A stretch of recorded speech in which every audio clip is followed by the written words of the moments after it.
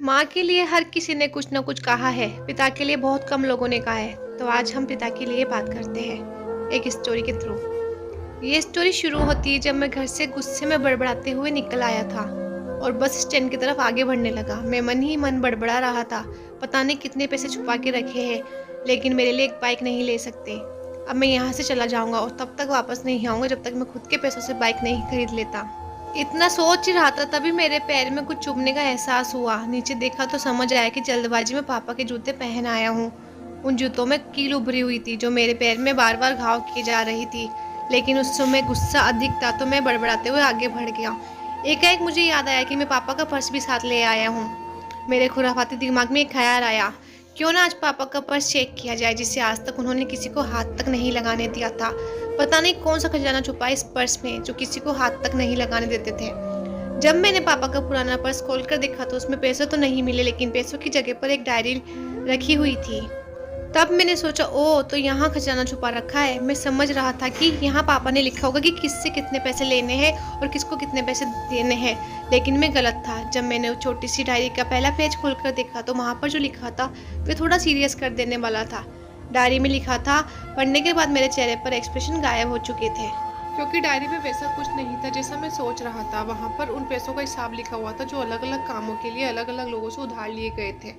उस लिस्ट में कंप्यूटर के नाम पर भी पैसे लिए गए थे। कुछ यूँ लिखा था, 50,000 बेटे के कंप्यूटर के लिए। ये वही कंप्यूटर था जिसे मैं आज तक यूज कर रहा था, लेकिन मुझे ही नहीं पता था उस कंप्यूटर को खरीदने के लिए पैसे कहाँ से आए थे। लेकिन आज पता चल गया था। मुझे आज भी याद है जब मैंने पहली बार कैमरे के लिए जिद की थी। मेरे पापा ने मुझे 2 हफ्ते बाद मेरे बर्थडे पर लाकर दिया था, जिसे देखकर मैं बहुत खुश हुआ था। और मुझे खुश देखकर मुझसे कहीं ज़्यादा खुश अगर कोई था तो वो थे पापा। अब मेरे चेहरे से गुस्सा एकदम गायब हो चुका था। जब मैंने आगे का पन्ना पलटा तो वहाँ पर कुछ विशेष इच्छाएं लिखी हुई थी। पहली जो विश थी उसमें जो लिखा हुआ था, अच्छे जूते पहनना। ये बात मेरी कुछ समझ नहीं आई। तभी मेरा पाँव अचानक सड़क पर भरे हुए पानी पर जा पड़ा और तभी मेरे पाँव में कुछ गीलापन का एहसास होने लगा। जब मैंने जूता उतार कर देखा तो उसका तला टूटा हुआ था। ये देखकर मुझे डायरी में लिखी बात याद आ गई।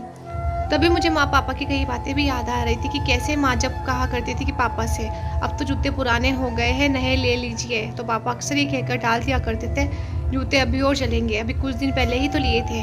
मुझे आज समझ आ रहा था कि कितने दिन और चलेंगे। साथ ही साथ ये भी समझ रहा था कि पापा का पर्स क्यों छुपा कर रखते थे।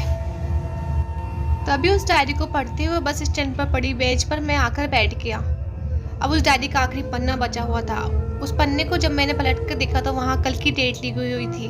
तारीख के नीचे लिखा हुआ था 50,000 रुपये बाइक के लिए। बस इतना पढ़ा और दिमाग सन रह गया। अब मेरे मन में कोई शिकवा गिला नहीं था, बस मेरी आंखों में आंसू चले जा रहे थे। मुझे आज तक नहीं पता मैं क्यों रोए जा रहा था। अब मैं जल्दी से घर की तरफ भागा, लेकिन जूतों की वह कील पाँव में अब तक घाव बनाने में कामयाब हो चुकी थी। मैंने जूतों को रास्ते में ही निकाल कर फेंक दिया और भागते हुए लड़खड़ाते हुए घर पर जा पहुंचा, लेकिन पापा घर पर नहीं थे। मैं समझ गया था कि वे कहाँ थे। मैं सीधा पास वाली बाइक एजेंसी की तरफ भागा। पता नहीं आज कहाँ से इतनी ताकत आ गई थी। मैं भागते हुए थक नहीं रहा था और वे भी बिना जूतों के नंगे पैर। जैसे तैसे मैं बाइक एजेंसी पर जा पहुंचा। पापा वहीं थे। मैंने पापा को दौड़कर गले लगा लिया और मेरी आंखों में आंसू रुकने का नाम ही नहीं ले रहे थे। पापा को समझ नहीं पा रहे थे आखिर हो क्या रहा है, मैं क्यों रो रहा हूँ। मैंने पापा से कहा, पापा मुझे मोटरसाइकिल नहीं चाहिए, आप अपने लिए जूते ले लीजिए। अब आज मैं जो भी करूँगा अपनी मेहनत से अपने बलबूते पर पढ़ लिख कर करूँगा। दोस्तों बस इतनी सी थी ये कहानी। हम अक्सर देखते हैं कि हम अपनी माँ से हर बात शेयर करते हैं और माँ भी इसके बदले में हमें बहुत प्यार देती है, लेकिन एक शख्स ऐसा भी होता है जो हमें झुक कर प्यार करता है। वे होते हैं हमारे पिता।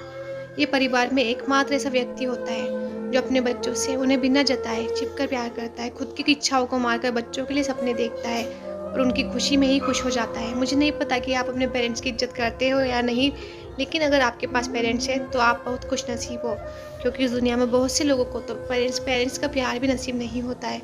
अंत में मैं यही कहना चाहूँगी कि माँ बाप की भावनाओं का सम्मान करें। और ये वीडियो कैसी लगी, लाइक कीजिए, सब्सक्राइब कीजिए और शेयर कीजिए।